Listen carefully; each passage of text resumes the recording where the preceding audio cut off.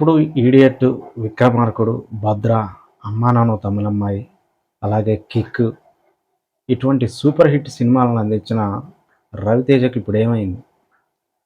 ఇప్పుడు 'Raviteja' fans 'Raviteja' cinema అంటేనే ఎందుకు భయపడేలా పోతారు? 'రవితేజ' కెరియర్ ఇంతగా డౌన్‌ఫాల్ అవ్వడానికి కారణం ఏంటి? తెలుసుకునే ప్రయత్నం చేద్దాం ఫ్రెండ్స్.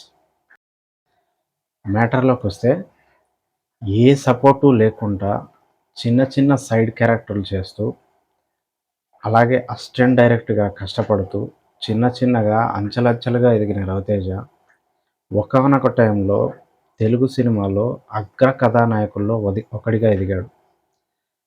తన సినిమాపై ఉన్న డెడికేషన్, ప్యాషన్, తన సినిమా కోసం ఎంతైనా కష్టపడేస్తాం ఒక ఆలోచన తనను ఈ స్థాయికి తీసుకొచ్చింది. 'రవితేజ' సినిమా అంటే కుటుంబం మొత్తం, ఫ్యామిలీ ఆడియన్స్ మొత్తం ఎంతో జాలీగా చూసే సినిమా తన నుండి వచ్చాయి. 'విక్రమార్కుడు' గానీ, మాస్ ఎలిమెంట్స్‌తో 'విక్రమార్కుడు' గానీ, ఓ లాఫింగ్ ఎలిమెంట్స్‌తో 'కిక్' గానీ, ఓ మెసేజ్ ఓరియెంటెడ్‌గా వచ్చింది. అలాగే 'వెంకీ' గానీ, అలాగే 'భద్ర' గానీ, 'రవితేజ' సినిమా అంటే ఒక డిఫరెంట్ జోనర్‌లో మన కష్టాలన్నీ పోయి హాయిగా నవ్వుకునే విధంగా ఉంటుందన్న ఒక చిన్న ఆలోచన ఫ్యామిలీ ఆడియన్స్‌ని, తన ఫ్యాన్స్‌ని తన దగ్గరికి చేసింది. అటువంటి 'రవితేజ' ఇద్ ఈ 10 సంవత్సరాల నుండి చెప్పుకోదగ్గ హిట్ లేకుండా ఓ మూసధరంలో ఎందుకు సినిమాలు చేస్తుండో తెలుసుకునే ప్రయత్నం చేద్దాం. 'రాజా ది గ్రేట్', 'క్రాక్' గత 10 సంవత్సరాల్లో ఈ 2 సినిమాలు తప్ప 'రవితేజ'కు చెప్పుకోదగ్గ హిట్ లేదు. మరి 'రవితేజ'కి ఏమవుతుంది? స్టోరీని పట్టించుకోవట్లేడా? డబ్బులొస్తే చాలనుకుంటున్నా? తన గ్రాఫ్ పడిపోతున్నా? ఫ్యాన్స్ దూరమవుతున్నా? ఫ్యామిలీ ఆడియన్స్ దూరమవుతున్నా? తానేదో మూసధైర్యంలో సినిమాలు చేసుకుంటూ పోతే 'రవితేజ'ని దాదాపు మర్చిపోయే పరిస్థితి చేయాలి. ఓ సగటు ప్రేక్షకుడిగా నేను కొన్ని పాయింట్స్ 'రవితేజ' గారి గురించి కొన్ని పాయింట్స్ రాసుకున్నాను. అవి మారిస్తే 'రవితేజ' గారు ఖచ్చితంగా కమ్‌బ్యాక్ ఇస్తారని నేను అనుకుంటున్నాను. ఆ విషయాలేంటంటే, మొదటిది స్టోరీ లైనప్. ఎప్పుడూ పోలీస్ డ్రెస్సు, రొటీన్ కథ, ఓ 5, 10 ఏండ్లుగా వస్తున్న అదే కథని పట్టుకొని ఎళ్ళటం గాకుండా, ఓ కొత్త తరహా, కొత్త జోనర్‌లో కన్నడ సూపర్ స్టార్లు, అలాగే మన తెలుగులో కూడా 'చిరంజీవి' లాంటి వాళ్ళు కొత్త తరహా కథతో వస్తూ వాళ్ళ టాలెంట్‌ని నిరూపించుకుంటుర్రు. అటువంటి కొత్త తరహా కథలు ప్రయత్నం చేస్తే బాగుంటదని ఒక ఆలోచన.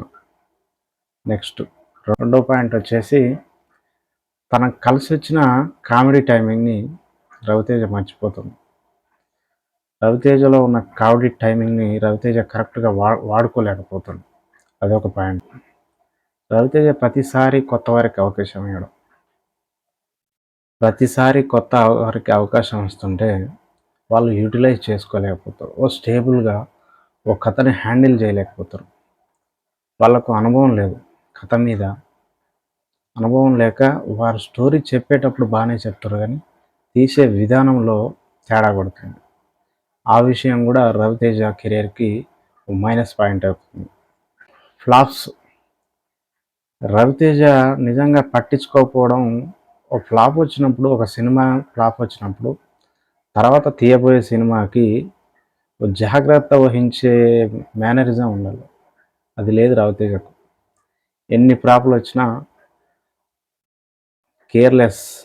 అది వస్తుంటది, పోతుంటది అన్నట్టే ఉంది. తన కెరియర్‌కి జరిగే నష్టాన్ని పట్టించుకోవట్లేడు. అది కూడా ఒక మైనస్. తన ఏజ్‌కి తగ్గ సినిమాలు నెక్స్ట్. తన ఏజ్‌కి తగ్గ స్టోరీసు, తన ఏజ్‌కి తగ్గ కథలు ఎంచుకోవడంలో 'రవితేజ' ఫెయిల్ అయితుండు. ఆ విషయాన్ని మరి ఎందుకు పట్టించుకోవట్లేడో 'రవితేజ' ఇటువంటి విషయాల గురించి ఫోకస్ పెడితే ఖచ్చితంగా 'రవితేజ' బ్లాక్ బస్టర్ కొట్టే అవకాశం ఉందన్నట్టు. ఈ వీడియో గురించి మీరేమనుకుంటున్నారో నాకు కామెంట్ చేయండి. సినిమాటిక్ విషయాల గురించి తెలుసుకోవాలంటే నా ఛానల్‌ని సబ్స్క్రైబ్ చేయండి, లైక్ చేయండి. అలాగే గంట సింబల్‌ని ఆన్‌లో ఉంచుకోండి. ఫర్దర్‌గా వచ్చే వీడియోస్ మీకు అందుబాటులో ఉంటాయి.